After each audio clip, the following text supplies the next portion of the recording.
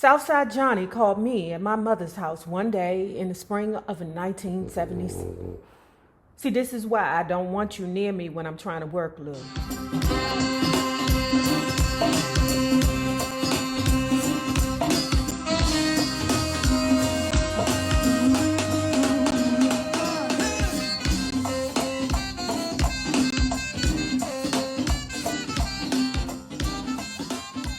Well, hello there, love bugs. Hello there, Bellas. If you have not already done so, please remember to like, share to Facebook and or Twitter. Subscribe and visit uptopbeauty.com for these super fly shades. You asked for them and here they are.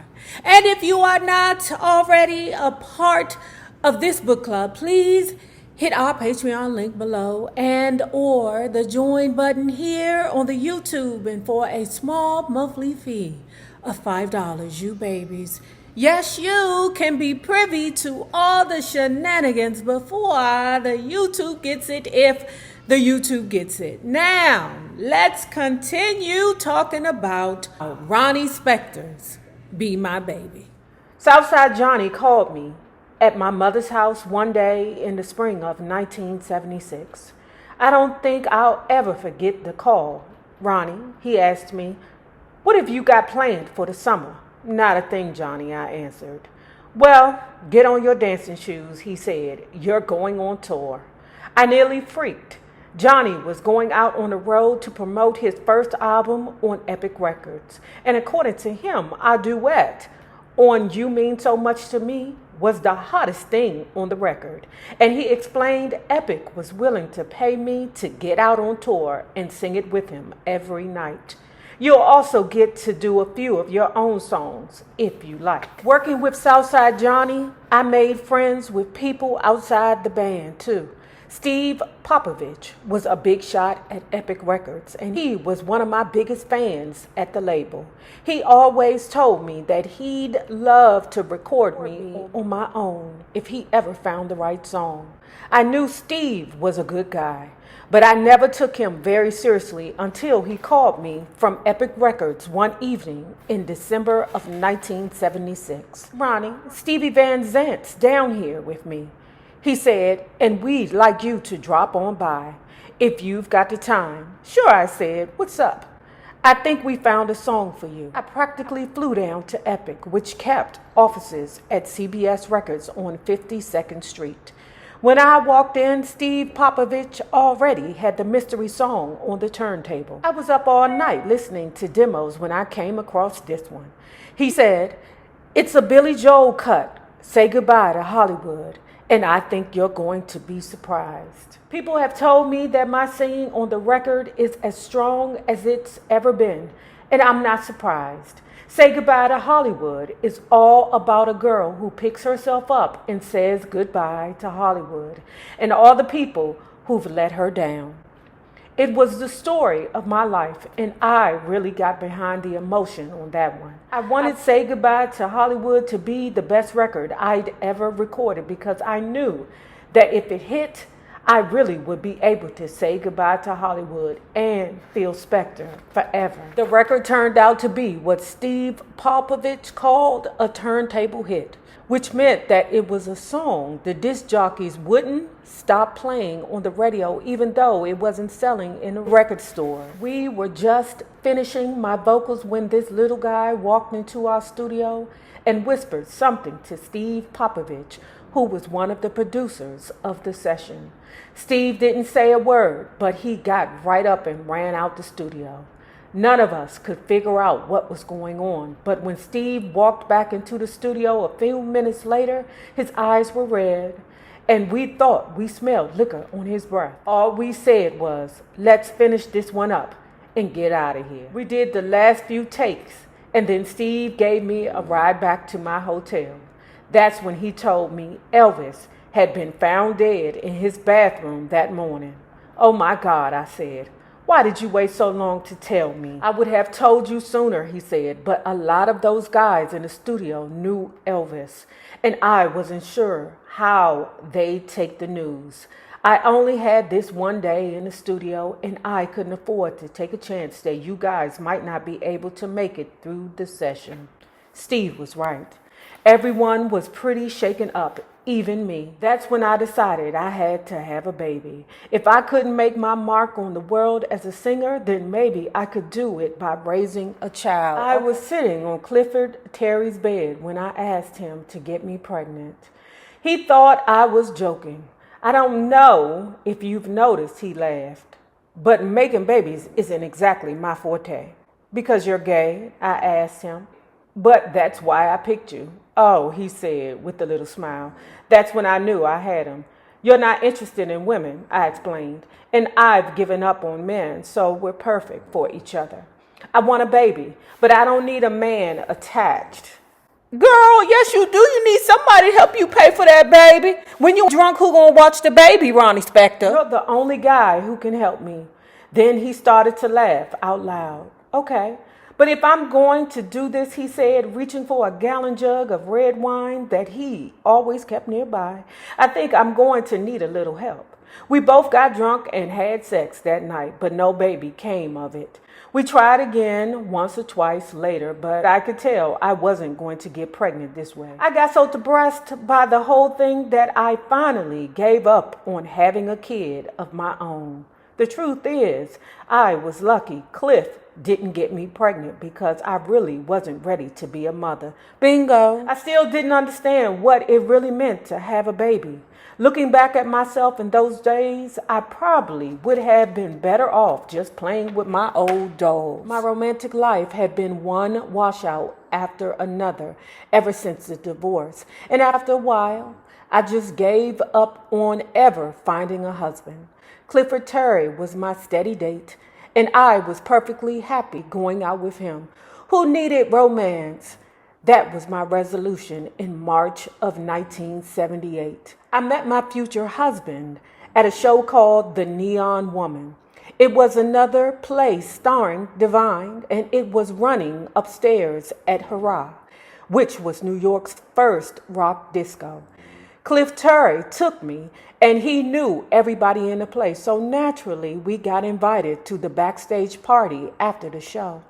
The first person I saw at the party was Peter Allen, who told me he was one of my biggest fans. I knew Peter had once been married to Liza Minnelli, so we immediately started gossiping about her. We were still talking about Liza when this young guy walks up and starts listening to us. I thought he was a great-looking guy, and I could tell he was just standing there waiting to say a few words. But I got a kick out of how politely he stood there listening. So I left him hanging for a few minutes. Like how you left us hanging about this Liza Minnelli tea. Don't mention if you ain't gonna talk about it, girl. After Peter Allen drifted away, I leaned over and whispered, "Now don't you dare breathe a word of what you heard here." "I wouldn't dream of it," he said. "My name is Jonathan Greenfield." "Nice to meet you, Jonathan," I said, and then I watched as he started to move away again.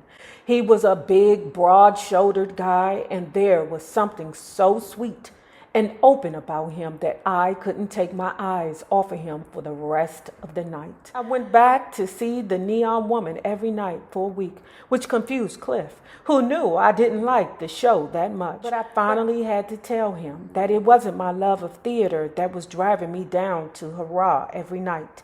I went there hoping to bump into Jonathan. I can't remember the exact moment that John and I first started getting serious.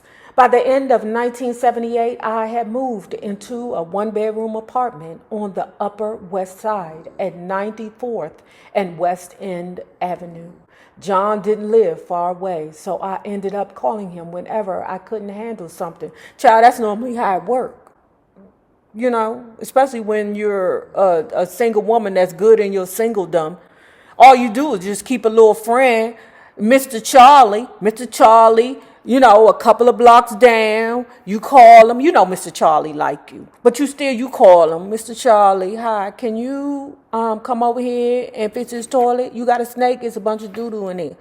Can you help me, Mr. Charlie?" Mr. Charlie, he retired. He don't mind. He walk on down in his blue pants and his work boots. I broke a closet.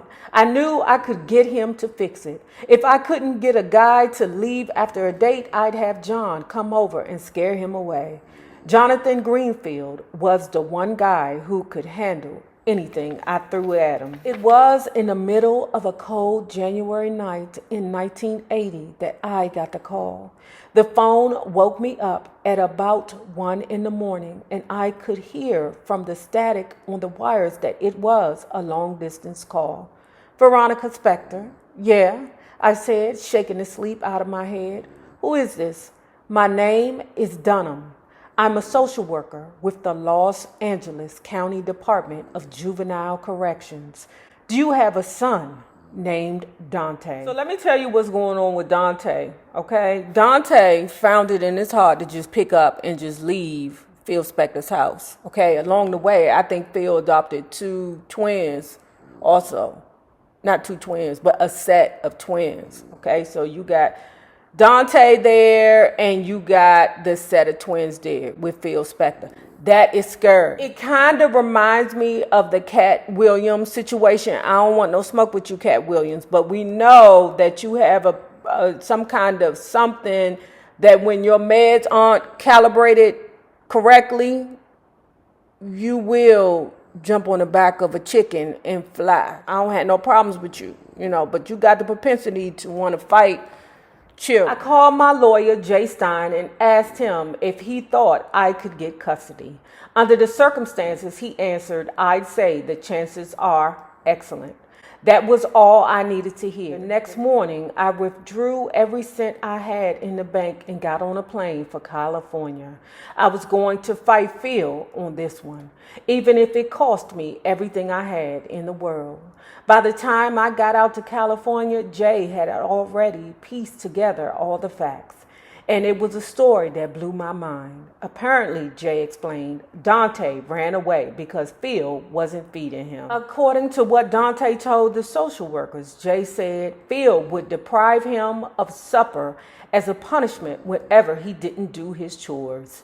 Jay went on to explain how Dante and the twins would get so hungry that they'd sometimes sneak next door to the neighbor lady's house, where she would take pity and fix them little salads to eat. The twins were 3 years older than Dante, so they were a little better equipped to deal with Phil's weirdness. But Dante didn't know where to turn, so he finally just hopped on his bicycle and left. Considering what he had to go through to get to this point, Jay added, I'm surprised he didn't run away sooner. When can I see him? I asked.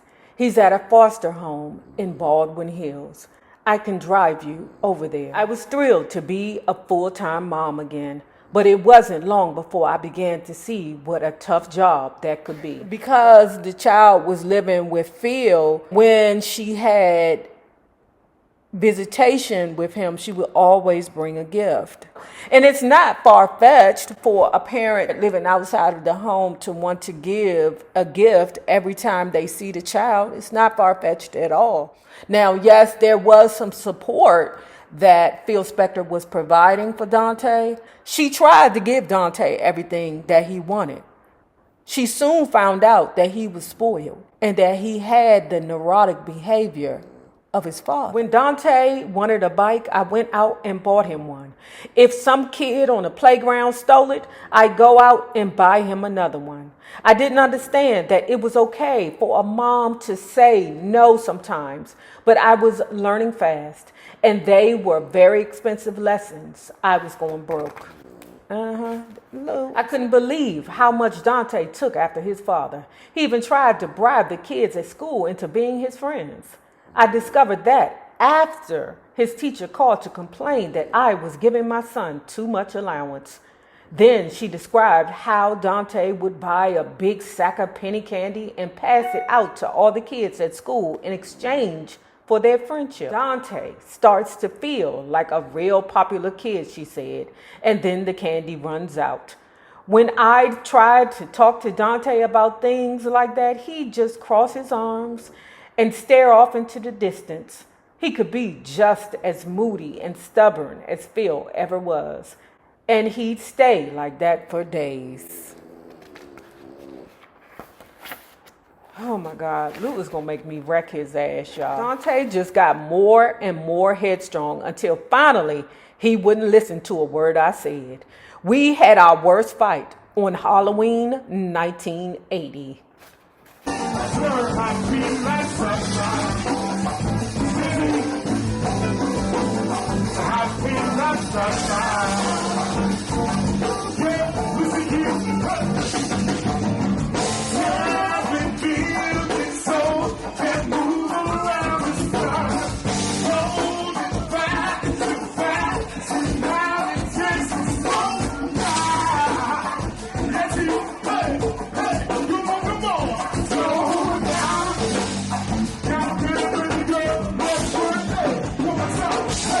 Hey!